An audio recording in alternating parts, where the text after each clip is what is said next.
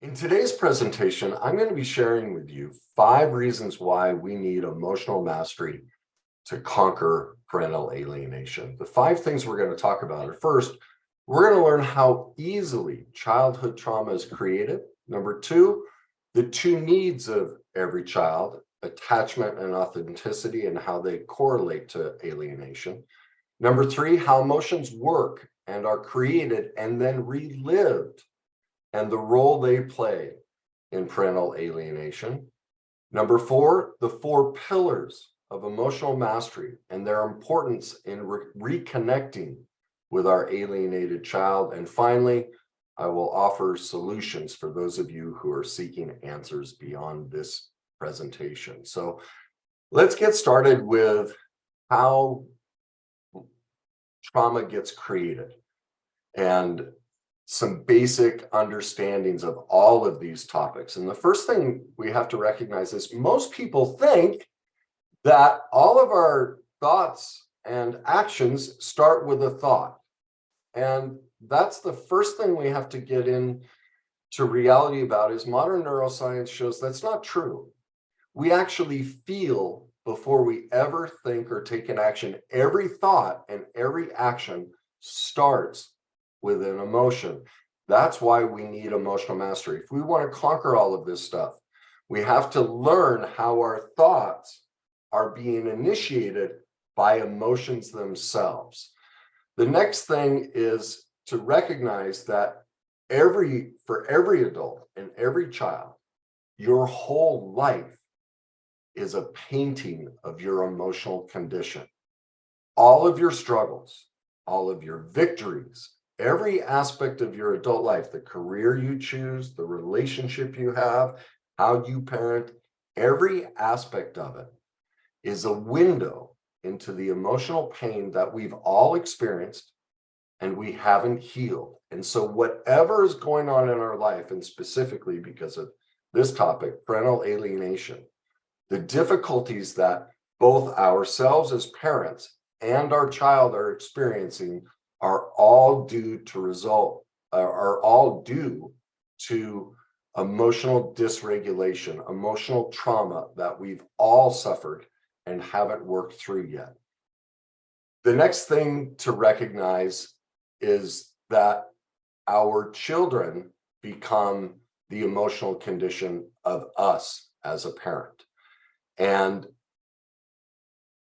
children learn by mirroring, and they learn by, I'm going to get into a little bit more deeply as to how this happens. But basically, in the first 7 years of life, every one of us is in what's called a theta brainwave state. That's the exact same state as hypnosis. And so we basically have no boundaries. We don't really have cognition. Cognition kind of comes online between the age of 5 and 7. But everything that our parents are experiencing emotionally goes right into us. And so if you've had a bad day or a fight with your spouse, that tension, even if it's not in front of your child, but that tension you feel transfers right into your child. They're defenseless. So now you can see why the need for emotional mastery is so important.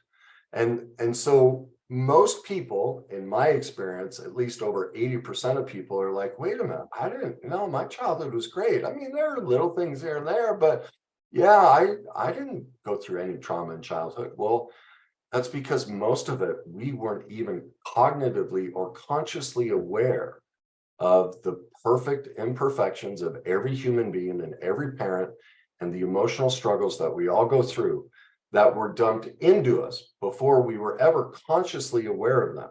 Most of them happened when we were in those first 7 years of development, where we're basically in a hypnotic state and not really conscious to anything that's going around us.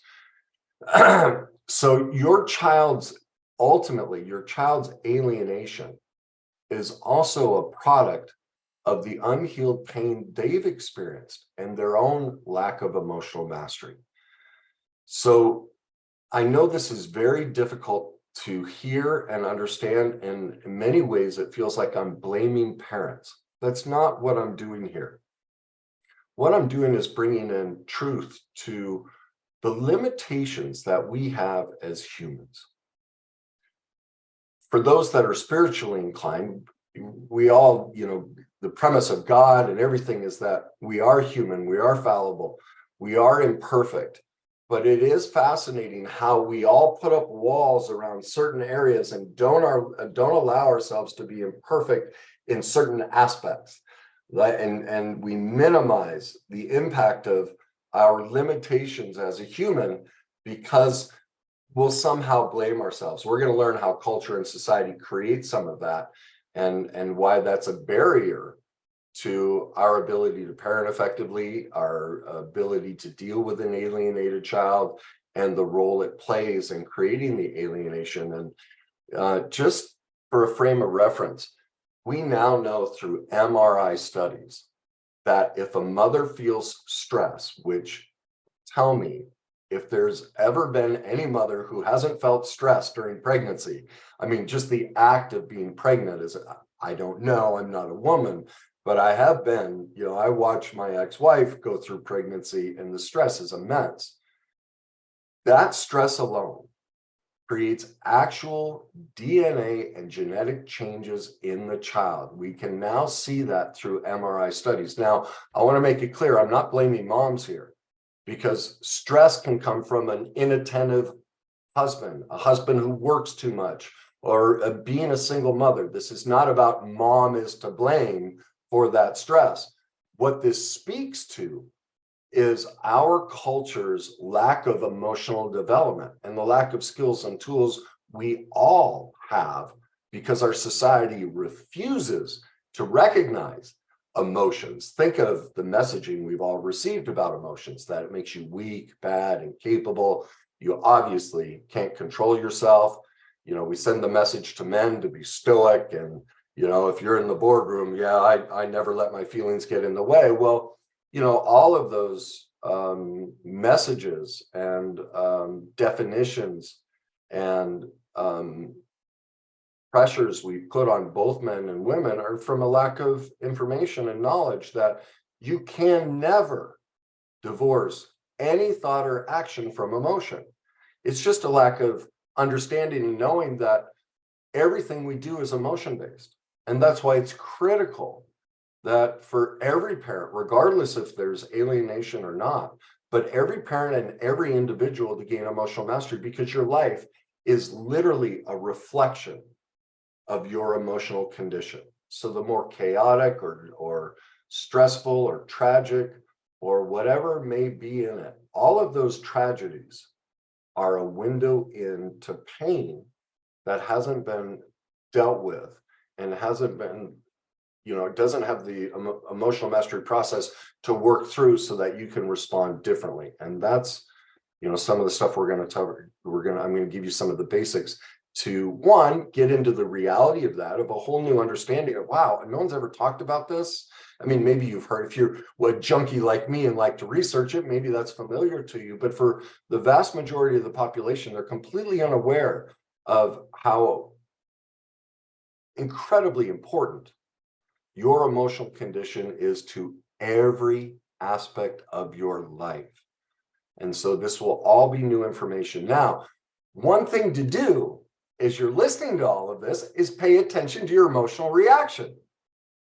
For many people, you might already be feeling anger, a sense of withdrawal, or maybe numb or blank or confusion or denial or dismissive, like, oh, this isn't true. All of those, pay attention to what your thoughts are. If it were me, my suggestion would be write it all down, especially if there are judgmental words. This is silly. That's not true. I didn't hurt my kid. All of those things. And whatever those sentences are, put next to it what the emotion is you're feeling. Is it anger, disgust? Is it sadness? Is it worthlessness? What are you feeling as you hear all of this new information? The reason I tell you to do that is because that's your window into your own emotional condition that hasn't been addressed yet. None of this is judgmental. None of this is convicting or hurtful or saying you're a bad person or that there's anything wrong with you as a parent. We all are perfectly imperfect. We all make mistakes. And even in our darkest, most incomplete and imperfect moments, we all have inherent worth and value. But because of some of the things I'm going to talk about next, we get detached from that. And that's why those negative feelings are coming up. They're actually the emotional definitions and responses, the shame that was placed into you as a child. It's not even your current expression of yourself as an adult. It's childhood trauma showing itself to you. It's a gift. It's your way to start reconciling the alienation within yourself, how hurtful that's been, and the dynamic between you and your child.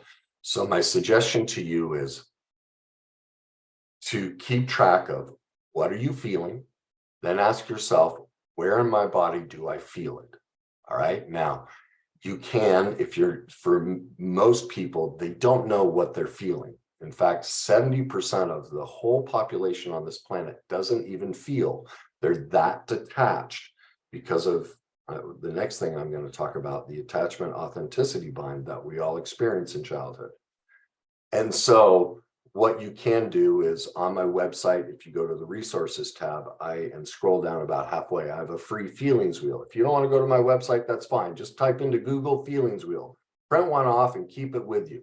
And ask yourself, as you experience all of this information, what am I feeling? Look at that feelings wheel, write it down. Ask yourself, where in my body do I feel it? There will usually be to certain specific feelings. It'll correlate to certain parts of your body because we store all of our emotional trauma, not in memories in our head, but as physical reactions, as feelings in our body. And so it's a great way to start reconnecting to our body and understanding how these emotions have played out. And the way to figure that out is ask yourself, all right, what's my first memory of having this thought, feeling, and reaction in my body? All right. Now, for most people, again, listen to the way I said it. What's your first memory? Well, most people, even though I said first, they'll remember something in the last 1 to 5 years. Okay, write it down. Then ask yourself, okay, what was the next time before that?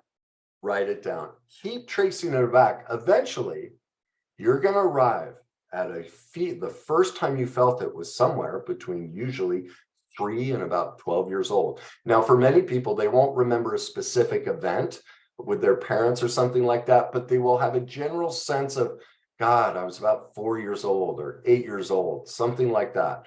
Well, now you can see how your feelings from your childhood are still replaying themselves.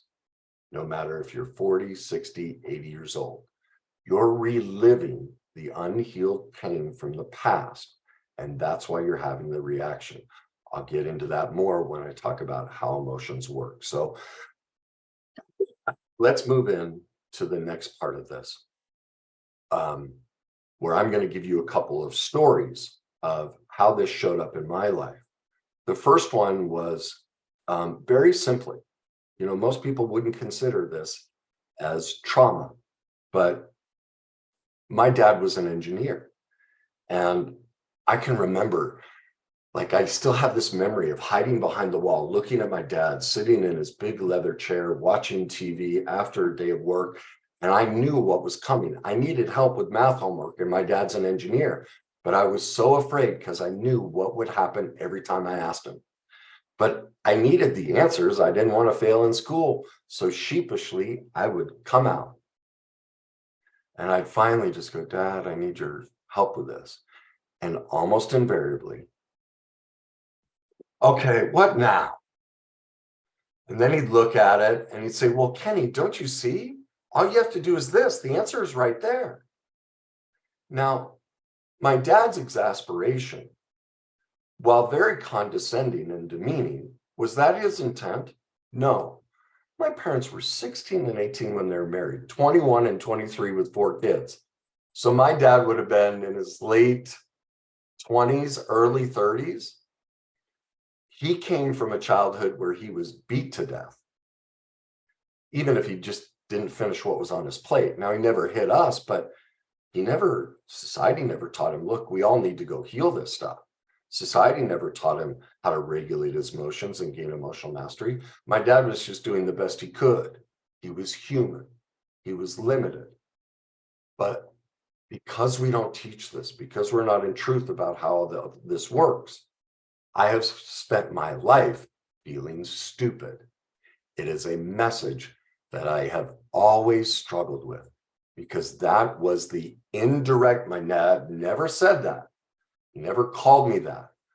But through his body language and his tone, I heard the message, gosh, I must be really stupid if I don't know this answer. That's how simple and easy. My dad just came home from work. He's got 4 kids within 5 years of each other. We're all athletes. It takes a tremendous amount of money to feed us, pay for all of it. He's, starting his career and the stresses of it. Now, I'm not condoning his actions, because that wouldn't be loving either. But I am pointing to the fact of how easy childhood trauma gets created, and how that feeling, that's why I gave you that exercise, how that feeling has replayed throughout my life. A second simple story is this. I was about 12 years old, and I just reached into the refrigerator to grab cottage cheese. I was hungry. And my mom screamed out, no, no, no, no, no, no, that's for the dogs. Well, I didn't know it at the time, but my mom was on a strict budget because, money was tight.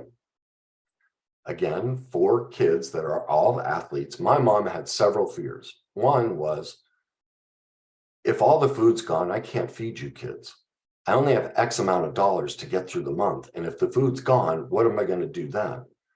The other thing was, my mom would use the cottage cheese to hide the dog's pills when they got sick. Now, did I hear any of that? Did my mom explain any of that to me? No, because of the lack of emotional mastery and her own childhood where she was adopted and abused and went through things. My mom just reacted from her childlike state of unresolved pain and fear and stress. And so what I was left with was a couple of decisions that I made. One, if I eat, I'm in trouble. If I eat, I'm a bad kid. My mom doesn't love me. And number 3, we feed the dogs in this house before we feed the children. Did my mom say any of that? No, but you're going to see when I get to how emotions are made, this is what we do. And so I spent most of my life starving myself. I used to play pro hockey, and I basically lived off of a super big gulp and ding dongs. If people had asked me to eat, I'm like, no, I can't stand eating. It bores me. It would literally make me angry to eat. I had no idea that my lack of desire to eat had anything to do with that moment in childhood. Again, that's why I suggested, what are you feeling? Where in your body do you feel it? What's your first memory? You're going to see how all of us, this is what I call the worst day cycle. I wrote about it in my book, Your Journey to Success. I don't have the time in this presentation to go through it, but this is how we all repeat the trauma against ourselves as adults, because as a society, we don't teach about emotional mastery. We don't teach these basic skills and tools that we need. And so we all just relive that pain against ourselves and transfer it back down into our children in different ways. So let me now move into the next piece of this, what I call the attachment and authenticity bind that we're all placed in. First of all, every single one of us needs attachment. As a species, if we don't physically and emotionally attach to another human being, we'll die. They found that out. I always get it mixed up, Poland or Yugoslavia, I can't remember, an Eastern country where they took newborns and just stuffed them in orphanages and never touched them or held them. And they just fed them, but they never held them. And all of them, almost all of them died. We need that attachment to survive. And the second thing we need is the pursuit of our authenticity. And let me finish with attunement before I get into authenticity. But so what happens is, as a child, we make a determination, especially once cognition kicks in, that whatever the family dynamic is, we will become whatever we need to become to fit in, to get attachment. Like for me, my mom was an alcoholic, my dad a rageaholic. I became the emotional support for both my mother and my father, as basically a surrogate spouse for both of them. That became my role. Especially for my mother. For instance, my mom used to come to me and say, the next time I want to drink, will you give me a hug instead? And so my whole life was about trying to keep my mother sober. That's it. What I learned, the way I learned to, because what's happening in that is an attachment connection. Think of it like this: the umbilical cord. The umbilical cord is meant to feed the child, right? While the child's in the womb. Well, in this dynamic, that gets flipped, and now the child is feeding the parent. Well, that's what I had to do. Well, these are, some of the subconscious things that children end up creating to survive that. They create mechanisms. So I want you to think through your own, what happened to your child? What direction did they start going? I know for me, I became sick and hurt all of the time. I was actually, all the kids in the house were sick and hurt nonstop, because there was so much detachment from authentic connection in our house.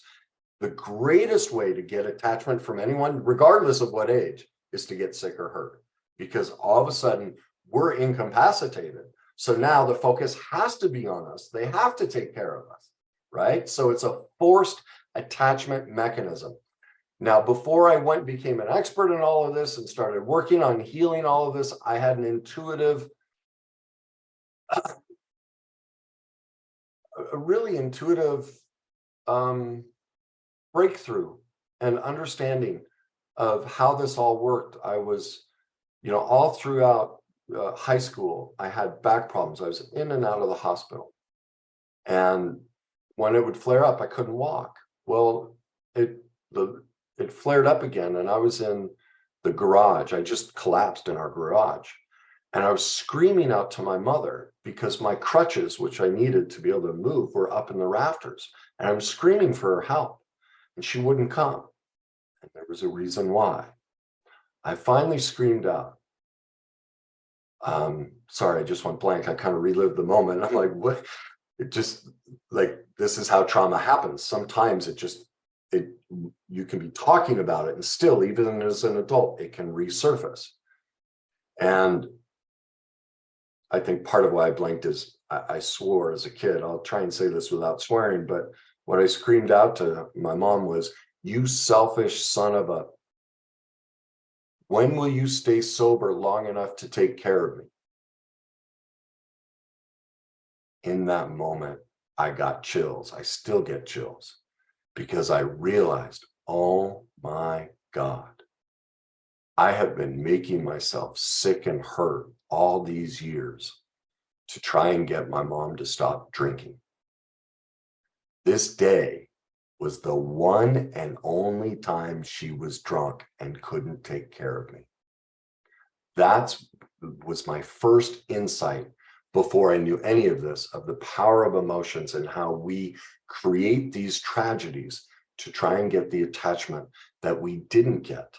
Because attachment requires what's called attunement. That's the ability for the parent to take all the stresses of their life, put them on the side, walk in from work or whatever it may be, and go, "Hey, how you doing? What's up, little guy or little girl?" Like, to be fully emotionally present. Well, let's face it, that's almost impossible as a human being. I mean, look at how life runs. Your phone is going off nonstop, and there's news flashes. Like, we are like overwhelmed just by technology itself. Like, throw everything out. It's just technology itself. Emails dinging, text messages dinging, the TV's on. Like, It's just too much. Then you throw in, oh my God, I've got to keep a marriage together. And oh my God, I got to raise these kids. And oh, I have these hobbies. Like, there is so much to navigate emotionally in life. No parent, because we're human and we're limited, we are not bad. We can't be present emotionally at all times and attuned to our children. When there's a lack of attunement, boom, that's childhood trauma. That creates a wound that has lasting effects the rest of our life. All right. Now, because of that lack of attachment and attunement, that creates the second piece of the attachment authenticity bind. Authenticity is the ability for each individual, each child, to pursue their own inherent power, what I call their morals and values, needs and wants, negotiables and non-negotiables, to become what they desire from life. Because it's our job as a parent of, yes, there are things we instruct our kids on, we keep them safe and all of that. But our primary role as a parent is to create an emotionally attuned environment for our child to express their authenticity, to become what they want. And so you may, for yourself, maybe you were artistic, but mom and dad said, no, you're going to play sports, or maybe it was the opposite. And it's this squashing of the authenticity of the child to be what we need them to be, so that we don't feel stress and so that we feel accomplished as a parent. Well, that's at the destruction of our child. And so think it again, I urge you, I'm sure as all of this is being said to you, really track your feelings in your body and your first memories of this, of how this is coming up, of maybe how you were a wonderful parent, but perfectly imperfect, and may have done some of these things to your own child, not because you're a bad parent, not because you didn't love and adore everything about them, but because you just didn't know. Society didn't teach you how these things impact us and the gravity of them.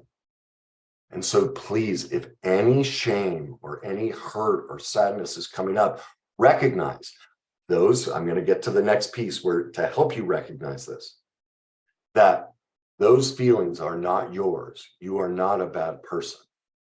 You are not a bad parent. You are not without worth. Those are the hurtful messages from your own perfectly imperfect parents and the societal messages that you experienced when you were a child. None of that is true. And I'm going to now walk you through why that is. All right. And all of this comes from a lady named Lisa Feldman Barrett. She is in the top 1% of all scientists, regardless of what their discipline, that is quoted in the world today for her work and her discoveries on how emotions work. For centuries, or not centuries, but for a very long time, we have lived under the idea that emotions are, we're born with them, and that there are, kind of, depending on who you talk to, 8 to 10 basic emotions. Well, she has proven that whole theory is completely false and none of it's correct. And what she shows is that all of us learn emotions from the parents, our caregivers as a child, and the societal messages that are present during our upbringing, and the state of our body. Now, I'm going to leave the state of our body out of it just because this presentation is focused on, parenting, and, it's more cogent and relevant to parental alienation.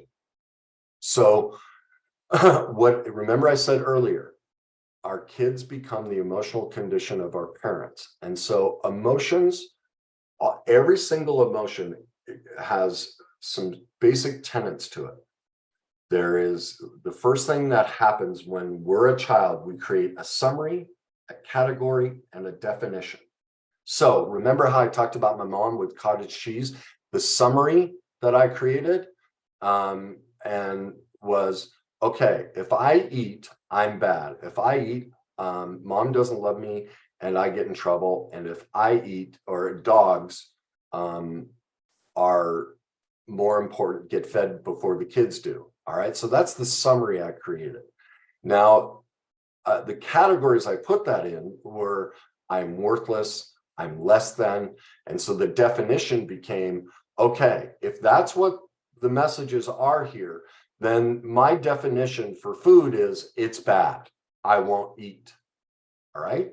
And so this is now, so when you're experiencing an emotion as a child or as an infant, or those first 7 years, you're observing your parents. And they've shown this, that even infants, a year old, can start to pick up on how the parents express emotions. Think of different cultures. Like, here's a great example.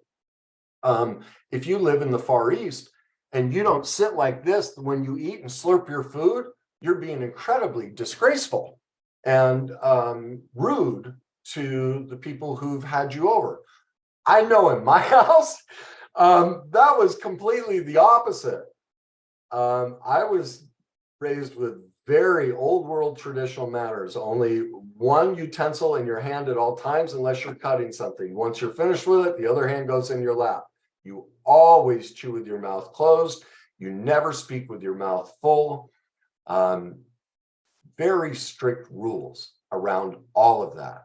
My dad would slam the table and have a huge reaction to any misalignment from that summary category and definition of what, proper eating is, right?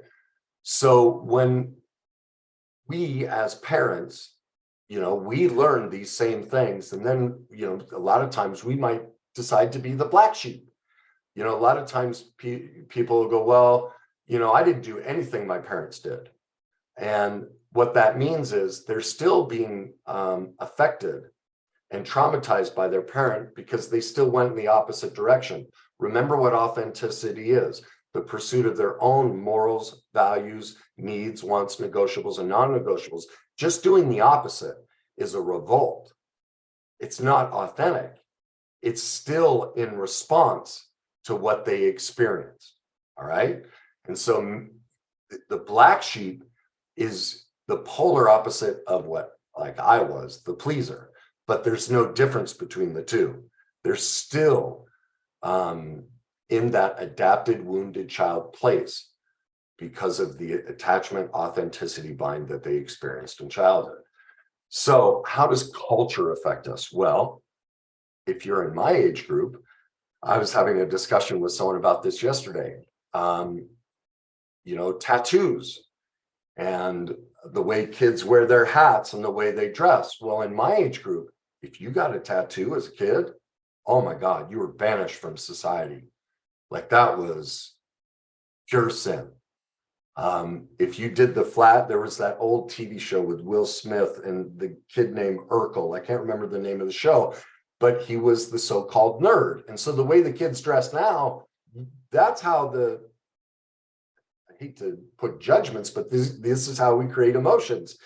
We put these definitions on things. The definition is of the way kids dress now was, you're a nerd, you're an outcast of society. Well, now those definitions are completely different. Okay. Now I'm going to bring up another way of how, because most people are like, well, no, you made me feel, you made me think this. And this next example blows that up. Now, before I say it, because of the current climate and culture, you might have a very big emotional reaction. I am not passing judgment. I'm not saying this is okay or not okay. That has nothing to do with the topic. What I'm giving you is a very powerful example of how emotions are made, and that even as an adult at 80 years old, nobody makes us feel, think, or do anything. Every emotion we feel as an adult is an expression of what we learned from our parents and society as a child. It is a window into the pain. We get to decide, wait a minute, this feels like pain. I need to create a new category, summary, and definition because this is destroying me. And the best example of that is the N-word. Hold on to your hats and recognize the feeling that comes up, even as I say that. But let me explain myself. If you are a person of color and you call another person that word, it is loving, it is kind, it is inclusive, it's a recognition of being a selected private member of an exclusive club. It is a word of total love and adoration, right? That's what it expresses. Now, if you are a person outside of that color or that ethnicity, it is derogatory, it is defaming, it is demeaning, it is despicable. I'm not saying it should be this, that their decision to have two different meanings for it is wrong. It's fine. I'm okay with any of that. The reason for the example is to prove, oh my God, he's right. We decide how we summarize, categorize, and define every single thing we see and feel in our society, our culture, and our life. Nobody makes me feel that. I learned that this is how you summarize it based on if this person says it or that person says it.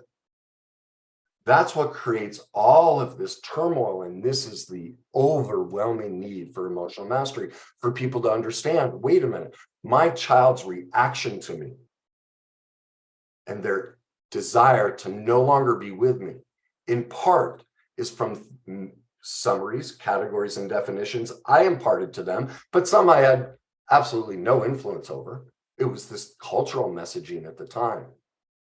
But oh my God, now it starts to make sense. Now I can actually take ownership over something I can control. I can't control how culture and society changes. That's everyone, collectively choosing how to summarize, categorize, and define emotions and make this into the new right thing to do.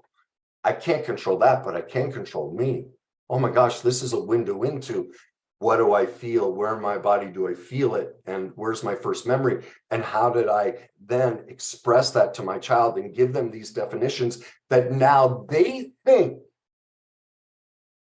that the most correct definition, the most proper summary, category, and definition that they can use is to leave me. How did that happen? What's the part I played? What's the part society played? How are they doing that to themselves? Because aspects of it have nothing to do with me, but I am a part of that process. And so that leads us into emotional mastery, the 4 pillars of emotional mastery, and why it's so important. Those 4 pillars are truth, responsibility, healing, and forgiveness. We have to get into truth. We are all perfectly imperfect. As parents and as human beings, we are limited. We will, just by the fact that we are human, make mistakes that leave wounds in our children, that even if every single one of us went to school all day, every day, and learned how emotional mastery and learned how to be the perfect attuned parent to create healthy attachment and foster an environment for them to pursue their authenticity, that we just won't be able to do it. And that doesn't make us bad. But it is truth that we've played a part in this. And that's why we move into responsibility. And responsibility is all about, what can I control? What is it? What part have, pardon me, what part have I played in this tragic dynamic that's going on between myself and my children? I'm responsible for the way I'm currently feeling about it. I'm responsible for the way I feel and react to their slanderous comments to me or anyone else's, whether it's my husband or wife or cultural messages or anything. I'm responsible. I'm creating my own summaries, categories, and definitions of every emotional reaction I have. I'm responsible to learn how to shift those so that they work for me and against me. I'm responsible for a lifelong commitment to a healing journey. And healing means we go back and we ask ourselves, the first step at least, what am I feeling? Where in my body do I feel it? And what's my first memory? Because everything that's going on inside of me as I listen to this presentation or any aspect of my adult life was all learned in childhood. And so if I want to succeed at fostering a new, loving, healthy connection and reconnecting to my alienated child and to myself, I must embark on a healing journey. I must become an expert in how my parents' beautiful, perfect imperfections and the societal message that I grew up with created who I am. That's the first step. Truth and awareness and taking responsibility to take that healing journey and go figure that out. And then recognize, okay, now that I have the basis of why I think, feel, believe, and act the way I do, and imparted certain morals and values and all of this, oh my gosh, I realized, wait a minute, this wasn't really my moral and value. I was just doing what mom and dad said. I'll give you, like, remember I used that manners example. I've done this journey and it never ends. I'm still on it. But I had to look at the manners one because my dad was violent. He'd slam the table. Like, I mean, any misstep with manners would create a huge reaction. So I've always been hyper picky about manners. This is kind of a funny story. This was in my early 20s, and I still lament this. I went on a date with, to this day, a woman who might be the most beautiful woman I've ever laid eyes on. I almost couldn't speak. She was so captivating. And on her first date, I took her to dinner. She ordered soup. I will never forget. She grabbed the spoon, the soup spoon, like this, like a shovel. And then she put her arms on the table and her mouth, I'm talking this far from her soup, and started to shovel it. And this is not an exaggeration, but started to go. People tables away were looking over, and I literally sat there going, no, like inside I'm screaming, going, no, you can't do this. I can't date you now. Like, please stop. And there's an example of me learning a summary, category, and definition. That after looking at it, while I'm not that rigid, I don't slam the table like my father. I have decided this fits my morals and values. That table manners are very important to me.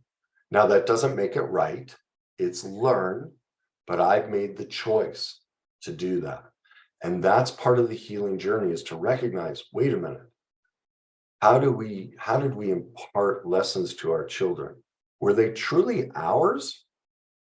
Or were they adaptations because of the attachment authenticity bind? Do we need to maybe rethink those and eventually do some amends around those aspects of our parenting? And again, this moves us into the next step, forgiveness. When we do this work, we recognize we made a lot of mistakes. Again, not because we're bad people, not because we're deficient in some way. We're human. We're limited. It is an inherent aspect of humanity and life that we will screw up nonstop, and it's okay.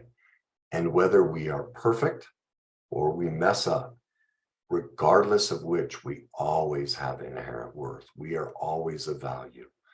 And what this process is learning how to bring value to this. And that's why forgiveness is so important. These are very tough truths to learn about, hear about, and admit in ourselves. And so if we don't live in truth and admit these things about ourselves, if we don't take responsibility, and if we don't heal, we can't forgive ourselves. Because do you see that those imperfect parts of ourselves that we hate and we don't want anyone to know about, not even ourselves, what they are, the broken, discarded child who was sent the message, Like for me, I can't eat food. I'm stupid. And so if I'm not willing to face that, I am now the author of my own attachment authenticity bind. And so the ability to live in truth of my imperfections, to take responsibility for them by doing the healing work, allows me to gather up that child who created summaries, categories, and definitions that said he was rejected and of no worth and of no value. It allows me to become the parent for myself that no parent can do perfectly, to regather that part of myself in and adore it and love it. And that allows me then to forgive my parents' perfect imperfections. Now, do you see the value in living a life that's dedicated to emotional mastery? Remember, children become the emotional condition of their parents. So when we live to learn it, when we learn to live in truth, responsibility, healing, and forgiveness, our children can learn it too. I have had clients with instances where they have been detached from their children 1,000 miles away. They start working on this and their child reaches out. The power of changing your emotional condition, because remember, everything we do starts with an emotion. Our child becomes our emotional condition. The greatest thing we can ever do for our child at any time, regardless of age, is to develop emotional mastery, since everything starts from that and ends with emotions. Now, I'm not guaranteeing you that your child's going to come back, but I will guarantee you this. When they do come back, you'll be in a position where you can love all of them and they'll feel that. And that will give them permission to start loving all of them. And they might go on the truth, responsibility, healing, and forgiveness journey, and then come to you and take ownership for the part they've played in the alienation. This is a two-person dynamic. This child was taught in part by you, but most often from the other really aggressive, alienating parent. But remember, we pick that person. That's a reflection on us. We need to look at that and why we pick that. And I'll just take complete on. I have to tell this story. And this is, you want to talk about living in truth. Because of what I went through as a child, I remember saying for years, I won't have children. Well, as I embarked on this journey and started to realize how all of this worked, I remember being out for a walk and I was just punched in the stomach when I realized, oh my God, I chose a woman who was physically and verbally abusive, who would make certain that I wasn't a parent to my children. That's how powerful emotions are. That even as a child, a young adult, when I declared, I don't want children, that's a feeling that creates that thought that comes from a child who was so neglected and abandoned, that feels so unworthy of guiding and leading another human being in this life that they don't want the responsibility. And so, unbeknownst to me, and all of this happens subconsciously, as Julian James points out, 95 to 99% of our adult life is run by our subconscious. We are just reliving the patterns of our childhood, and we don't know that. We think we're making adult decisions, but we're not. We are reliving the subconscious messages that were delivered to us in the first 7 years of life. And as Bruce Lipton points out, 70% of all messaging children hear in the first 7 years of life is negative, disempowering, and destructive. That was certainly my messaging. And so, because nobody, society and culture refuses to teach emotional mastery, to get into truth and take responsibility and do the healing work and be forgiving towards ourselves and others. No one taught me that everything I went through created a feeling that says I'm not worthy of a child, which then created an attraction, because attraction is just a feeling to relive, and our attraction to other people. The reason we're attracted to these abusive people is they mirror the abuse in our childhood. And so I picked somebody who would guarantee that I wouldn't be a father to my children. That's on me. I have to live in truth, take responsibility, do the healing work, become the emotionally aware, attuned parent who takes ownership and responsibility of his perfect imperfections, and forgive myself. I did the best I could with what I knew at the time. If I knew better, if I knew more, I would have done better. I would have done more. I didn't know how. I'm not bad. I'm not unworthy. I'm not useless. I do not need to be discarded. I am human. I am limited. That is the single greatest way we can help our children and help ourselves through this incredibly overwhelming, destructive dynamic. I said to you, I'd give you some resources. I have a client who's in my private group who's experienced this parental alienation. And as I teach all my clients, go become an expert. I don't know everything. I know what I know, but there are so many brilliant teachers out there that can help you through this. And she's participating in a group called, it's called the Family Separation Clinic that is out of the UK. And everything I've heard, all the suggestions and advice and the way she talks about parental alienation, it's been fantastic. If you need a support group, if you need answers, I recommend them. I've been very impressed with her progress and everything she's learned from that. When it comes to developing emotional mastery, healing the pain from your past, moving to the next step now that you know what you're feeling, where in your body you're feeling it, and your first memory of it. That's the beginning for you to be aware of the worst day cycle, how you've been repeating the pain from the past over and over against yourself. If you'd like to go on the journey to start healing that and start living in truth, responsibility, healing, and forgiveness, I would suggest my book, Your Journey to Success, which can be found on my website or Amazon. I also have, I don't want to turn this into a sales pitch. I have lots of different things. Like, it's not where I want to go with this. I'm just letting you know, if you want it, just Google my name and go to my website. It's all there, all the things I offer. My goal in being transparent about my own perfect imperfections is to give you permission to do the same,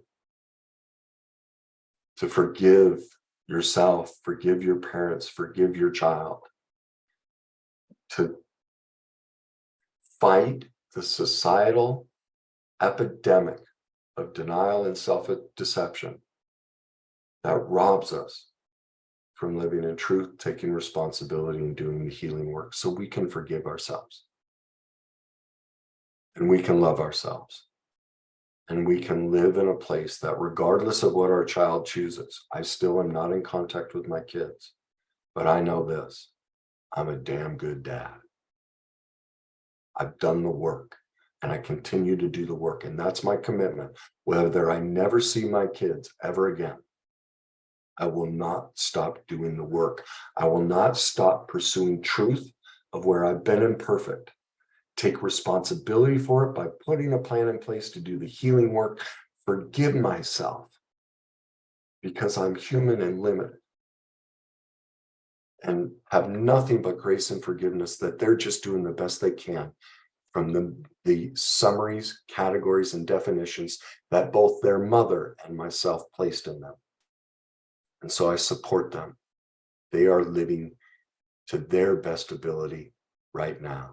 And that's me allowing them, creating the attuned parent who allows my child to pursue their own authenticity. And at this point, their authentic self, based on what they know about themselves, is to not have a relationship with me. Well, good for you. I support you. It is your journey. And my job is to be your support system, not your dictator. This is not about me.